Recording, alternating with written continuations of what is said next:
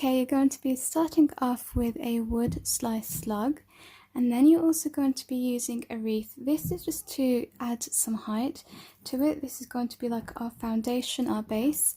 And then I've got a larger wreath here that fits on the outside of the log, so I'm just slipping that through. And then you're going to take your lantern and you're going to place it in the middle, and then that way we can start decorating all around it. So to line the base, I am going to be taking some moss. So I'm just going to cover it completely so that nothing can be seen. You can leave the wreath being seen because I do like that. It's quite natural. As I'm doing that, I'd just like to say today I am taking part in a challenge hosted by Kenya's Decor Corner, so check the description box for the playlist and her channel.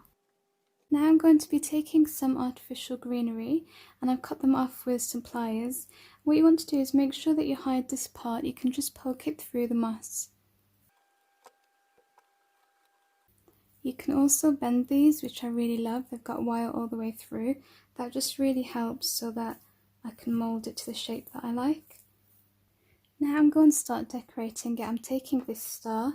It's actually a topper for a tree. I'm just going to remove all of the packaging and I'm going to stick it to the front of the wreath.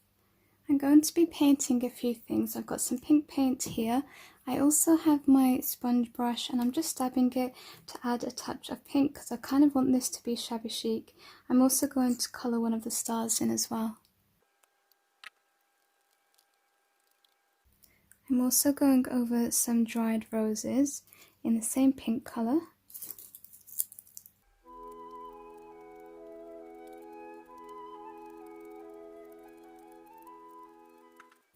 And some berries. I feel like these are too red and too bright, especially to go with the theme that I'm doing, so I'm just going to stamp these as well.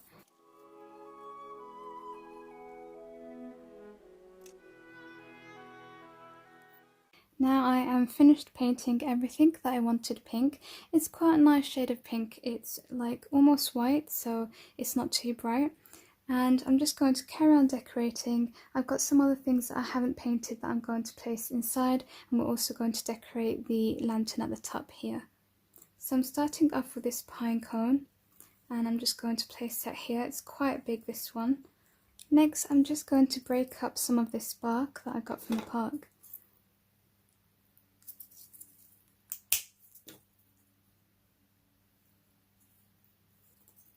You'll find that the most beautiful things that you can find are actually free. This just gives it a really nice rustic look. And here's the roses that we painted earlier. And now I'm adding the stars. These were just some wooden embellishments, and what I like about using the sponge brush is that it gives it a really nice texture. I don't know if the camera's picking it up. And also, if you're impatient like me, these are actually kids' paints, ready mixed paint, but I just like them because they dry really quickly. So we're going to place the other star here. I got this heart to add in, but it really doesn't match because it's so glittery. Everything is quite rustic and natural looking, so I'm going to give that a miss. And now I'm just going to cut some of these berries and place them around. Now I've got some pink dried flowers. This is actually heather and it dries really nicely. I'm just going to cut a few bits and we're going to also add that to the arrangement. You just want to fill in any empty spaces and layer it up. It really comes together. You can also make use of some of the wicker from the wreath that's showing. I've actually added a few bits on the side here, and that's why I used a bigger wreath so that I've got more space to decorate around the lantern.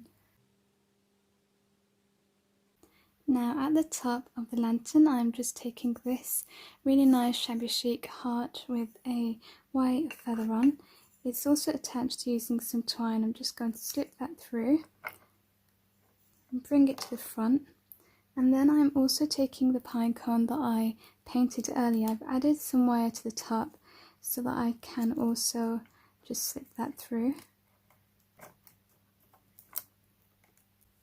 I've taken some twine apart so that I've just got the strings, and I've also added in a few. I think I've added maybe 3 pieces overall. You'll see it when I show you the final thing.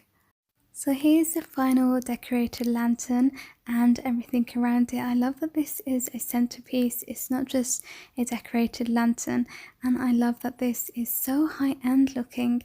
I feel like this would be really expensive sold somewhere, and I also like the shabby chic rustic features. I love knowing what you guys think of my projects, so make sure you let me know in the comments below. Of course, I always reply, and if you have enjoyed this, leave me a big fat thumbs up and make sure you subscribed if you're not already. Thank you so much for watching, take care, and I'll see you in the next one. Bye!